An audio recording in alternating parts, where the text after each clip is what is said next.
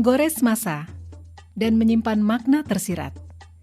Saatnya kita kembali menengok warisan kekayaan Nusantara dari para leluhur. Salah satu warisan leluhur yang masih terjaga sampai saat ini dapat kita saksikan di kota Sengkang, sebuah kota di Kabupaten Wajo, Sulawesi Selatan. Secara sosiologis dan budaya, Kabupaten Wajo memiliki kekayaan budaya dan kekayaan alam yang menakjubkan. Di daerah ini ada Danau Tempe yang dikenal sebagai penghasil ikan air tawar.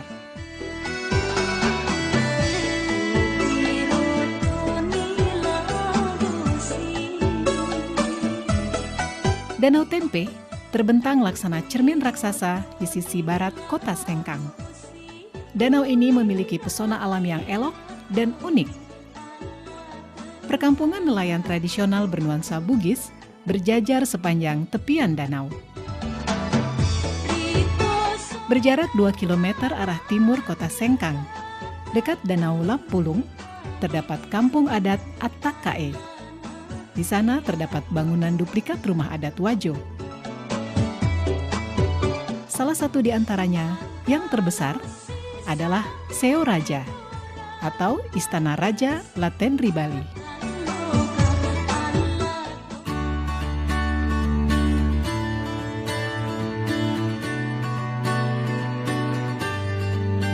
Ada yang khas dari masyarakat Bugis sebagai suku asli yang mendiami wilayah Kabupaten Wajo, yaitu keberadaan kain tenun sutra Sengkang. Menurut cerita turun-temurun dan beberapa literatur, kain tenun sutra Sengkang telah ada sejak ratusan tahun silam.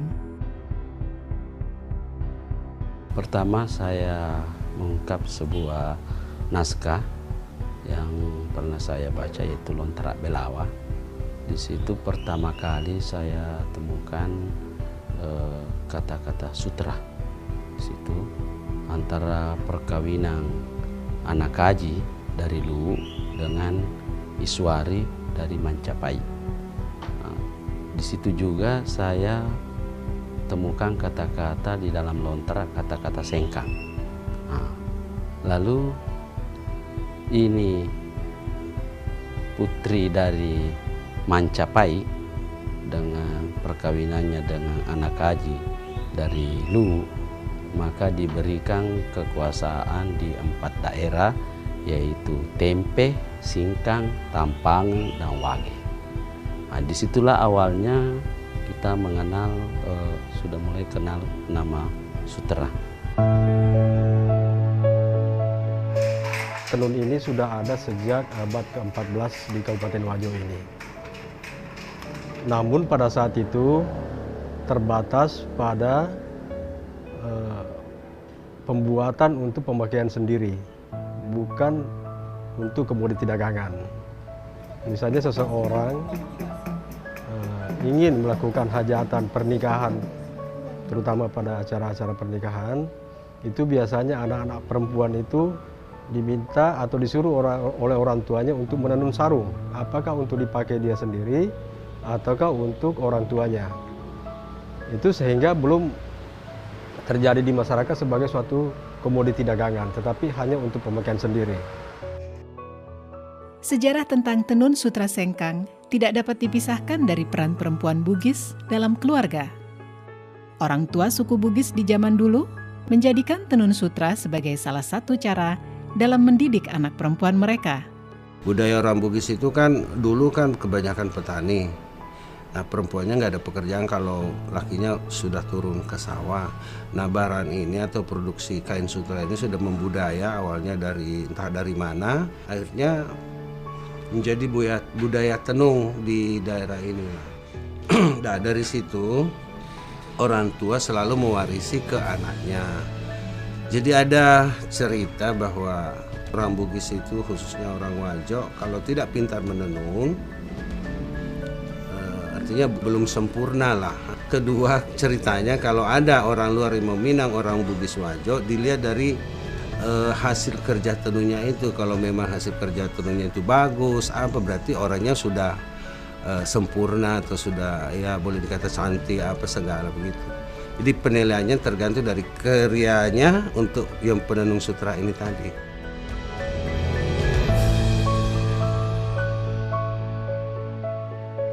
Salah satu cara untuk mendidik anak-anak perempuan zaman dulu agar supaya perempuan-perempuan ini bisa menjaga diri, terhindar daripada hal-hal negatif, sehingga lebih banyak dianjurkan atau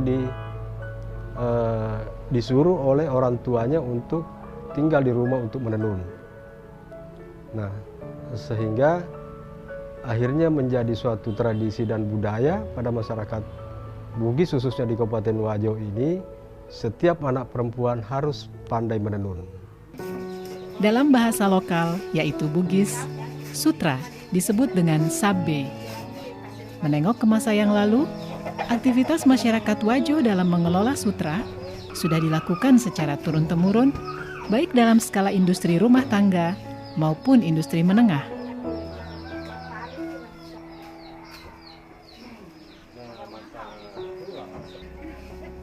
Proses pembuatan kain sutra membutuhkan waktu yang cukup lama dan melibatkan sedikitnya 15 orang dalam satu kali tahapan pembuatan kain.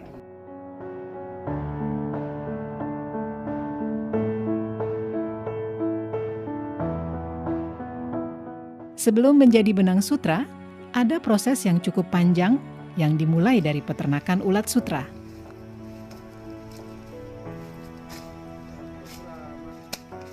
Proses ini mulai dari pemeliharaan ulat sutra, proses menjadi kokon, hingga akhirnya menjadi benang sutra yang siap ditenun menjadi sehelai kain.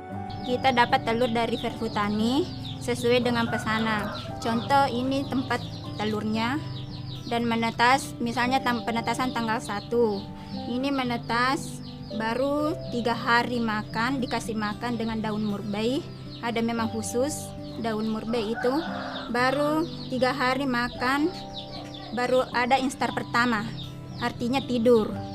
Instar pertama itu 2 kali 24 jam. Ulatnya tidur itu tidak makan. Baru setelah instar pertama, makan lagi selama 2 hari. Masuk instar 2. Begitu seterusnya sampai instar 4. Ini sudah masuk instar 5. Artinya ini masuk untuk proses pengokonan. Tinggal 3 hari proses pengokonan. Dia akan membungkus dirinya jadi kepompong. Itu seratnya, dia mengeluarkan air liur dari mulutnya, bikin bundaran untuk membungkus dirinya.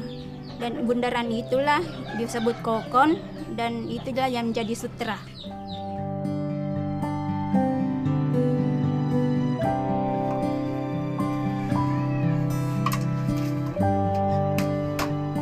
Dalam proses pembuatan benang sutra menjadi kain sarung sutra, masyarakat pada umumnya masih menggunakan peralatan tenun tradisional, yaitu alat tenun gedogan atau masyarakat Sengkang menyebutnya alat tenun walidah. Ini alat tenunan gedogan, satu setnya.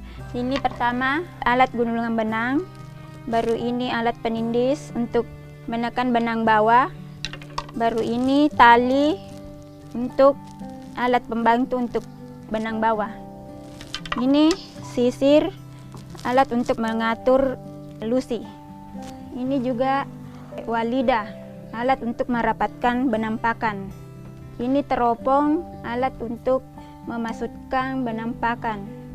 Dan ini wakangang, alat untuk gulungan kain. Perkembangan teknologi yang datangnya dari tanah Jawa berpengaruh terhadap proses pembuatan tenun sutra di sekitar tahun 1950 dan membuat sebagian proses pembuatan dengan alat tenun gedogan beralih menjadi alat tenun bukan mesin.